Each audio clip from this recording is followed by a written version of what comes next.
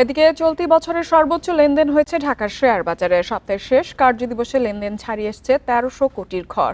DSEX সূচকও বেড়েছে ৩৩ পয়েন্টের বেশি। পাশাপাশি আজ শেয়ার দর বেড়েছে প্রায় ৬২ ভাগ কোম্পানির। অন্যদিকে চট্টগ্রাম স্টক এক্সচেঞ্জের সার্বিক সূচক বেড়েছে ৮২ পয়েন্টের বেশি।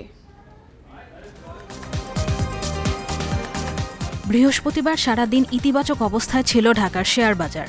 বেলা বাড়ার সাথে সাথে বাড়তে থাকে সূচকের উত্থান পতন। দিন শেষে ডিএসইএক্স সূচক ৩৩.৩৪ পয়েন্ট বেড়েছে, অবস্থান করছে ৫,৪৭৫ পয়েন্টে।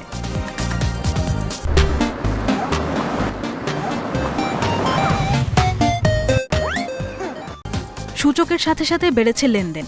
আজ লেনদেন হয়েছে ১,৩৫১ কোটি ৫৯ লাখ টাকা, যা আগের দিনের চেয়ে ৭২ কোটি ৪৬ লাখ টাকা বেশি। লেনদেনে অংশ নেয়া ৩৯১টি কোম্পানি ও মিউচুয়াল ফান্ডের মধ্যে দর বেড়েছে ২৪২টির, দর কমেছে ১০৪টির। অপরিবর্তিত রয়েছে ৪৫টি প্রতিষ্ঠানের শেয়ার দর।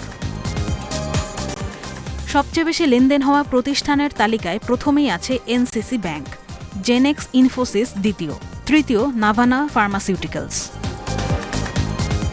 এদিকে শতাংশের দিক থেকে দর বৃদ্ধির তালিকায় প্রথমেই আছে জেনেক্স ইনফোসিস, রিলায়েন্স ইন্স্যুরেন্স দ্বিতীয়, তৃতীয় সোনারগাঁও টেক্সটাইল।